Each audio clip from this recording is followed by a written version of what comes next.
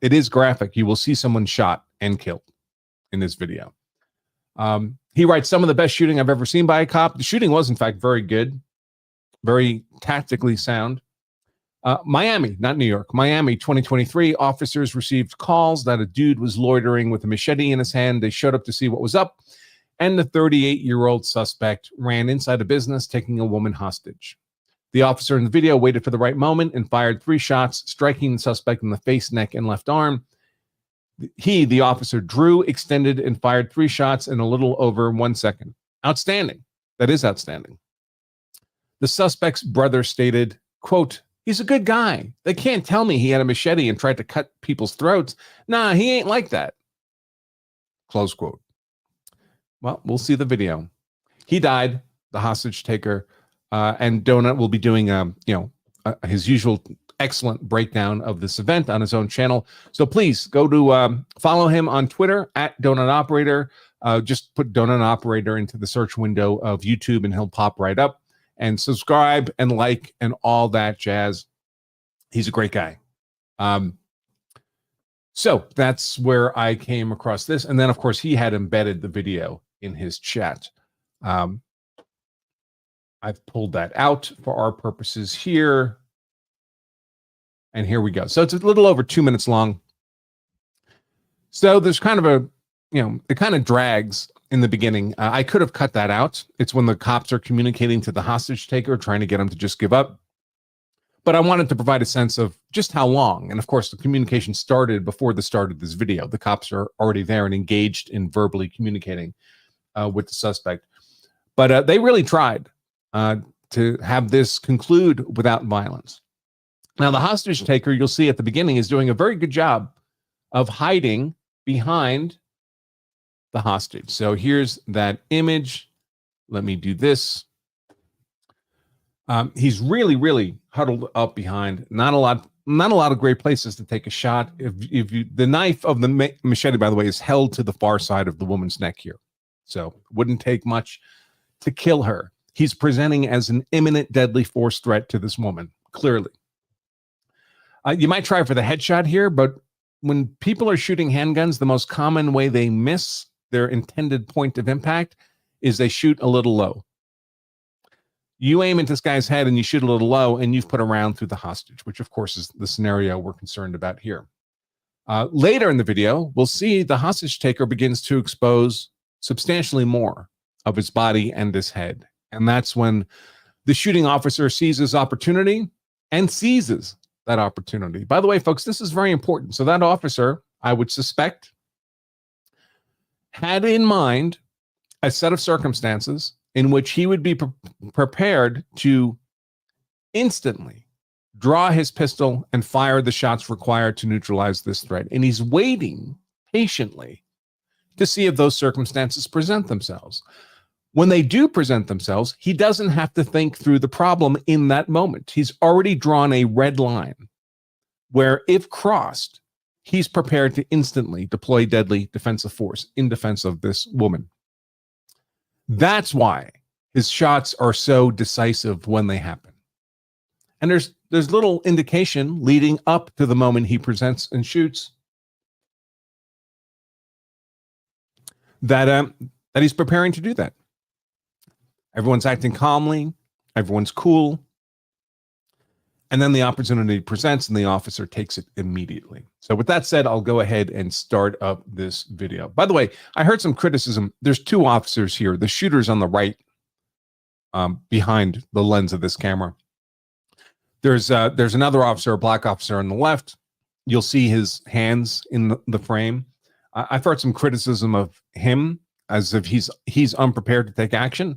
I don't know if that's true or not, but it's not an unreasonable scenario to have one cop focused on the communication and the other cop focused on taking action when appropriate. It's actually greatly complicates being able to take decisive physical action if you're speaking. The bandwidth, the mental bandwidth consumed by communication, forming what you want to say, communicating it, that slows down your physical reactions.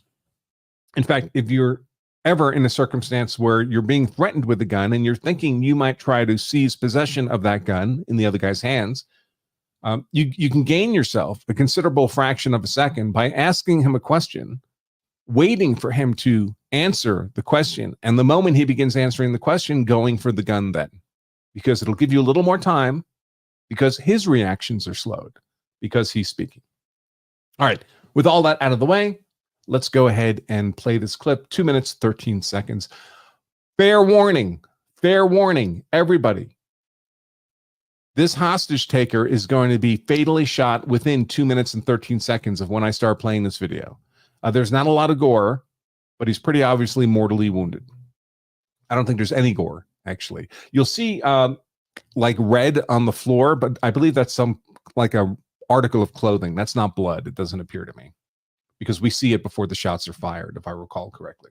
So if you're uncomfortable watching video of people being shot dead by police, this is not the show for you. And I wonder if YouTube has already canceled the show. Not yet. Okay, so that's the warning. Everybody ready?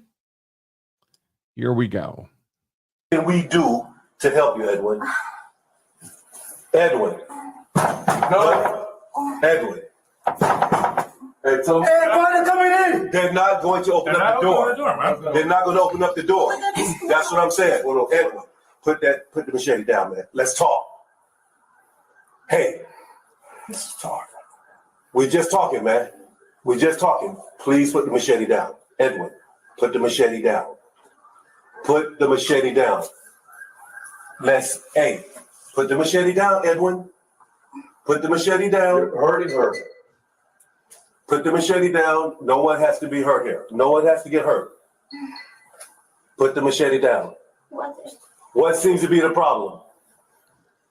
What seems to be the problem? You're afraid. You're afraid. Edwin, Okay, it's not gonna be fair. Edwin, everything's okay, man. I need for you to relax. There's no, hey, listen. Watch Don't as get more hyped head up. and upper body Calm gets down. exposed. Calm down. Relax. Relax. Relax. Relax. There you go. Just relax, man. Relax, it's all good. Just relax. We gonna get this worked out. Everything's gonna be just fine. Just relax. Okay, let her go. He's not giving up. Just relax. Come on, let her go. Hey, Okay, let her go. I want her to pull her back, man. Look, You need to Calm let her down. go, okay? calm down. Let her go. Calm down. No, calm down. Hey, Edwin, Up. stop. Bam. Massad, come on. Come on. Get her up. Get up. Shots fired. Oh, yeah. All right, nothing else happens after that. So really 1 minute, 45 seconds. But this is the moment the shots are fired right there. I mean, he's completely exposed now from the waist up, right? Which is, of course, center chest, upper chest is where you'd want to place the shots ideally.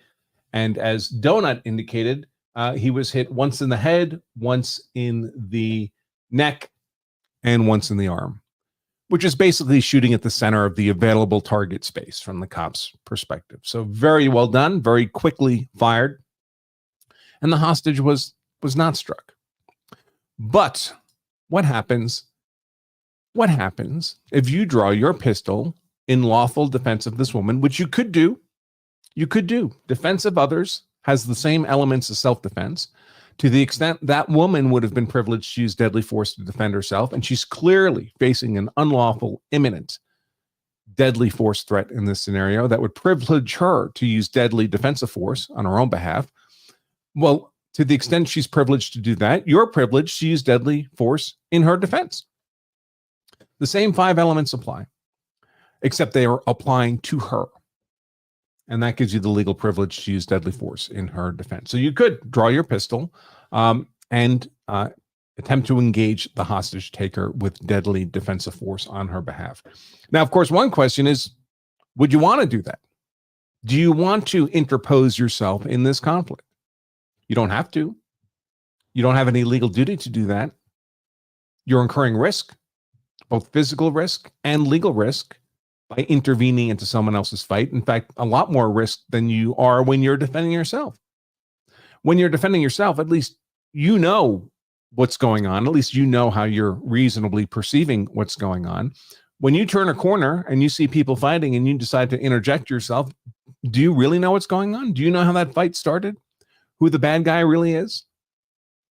Now here, it would be, I think, hard to interpret this as this woman having been the unlawful aggressor somehow. And now what? She's certainly not an aggressor in this scenario when we're watching in the video.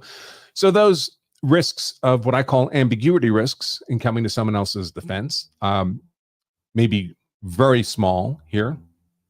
Much the same as when there's an active shooter scenario. You see someone walking around a shopping mall with a rifle, potting people. I mean, there's not a lot of ambiguity there about who the bad guy is. So those risks can be small. That might play a role in your decision on whether or not to intervene in someone else's defense.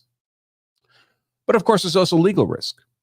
You could do everything right. You could not hit the hostage and just hit the hostage taker and still find yourself prosecuted. Because prosecutors can go after anybody, really. And then you have to defend yourself. So even if you've done everything right, you could still find yourself prosecuted for a use of force event. And if you are prosecuted and put in front of a jury, there's anywhere between a 10% to 50% chance you get convicted, no matter how innocent you actually are, no matter how justified your shots actually were, no matter how effective they were, and harmless to the hostage. So there's a legal risk. That legal risk is never zero. Be a member of law self-defense, and you can get that legal risk pretty close to zero, but it's never quite zero. So you may take the position that, maybe you've got 4 kids to raise, and you're not willing to risk dying in a fight, someone else's fight, or going to prison for the rest of your life over someone else's fight.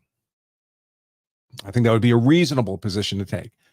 Many people, of course, would take the opposite option, which would be to intervene, more of a kind of sheepdog mentality. I have the means to defend myself and other innocent people. I have the legal right to do that, the law says, and I'm not going to watch and just let some innocent person be murdered while I did nothing and just stood by. That's also not an unreasonable position, but you are incurring the risks we just talked about. So I don't tell people what to do. I don't tell people to not intervene in other people's fights. I don't tell people to intervene in other people's fights. I just want you to make an informed decision, understanding the risks you're incurring when you do that.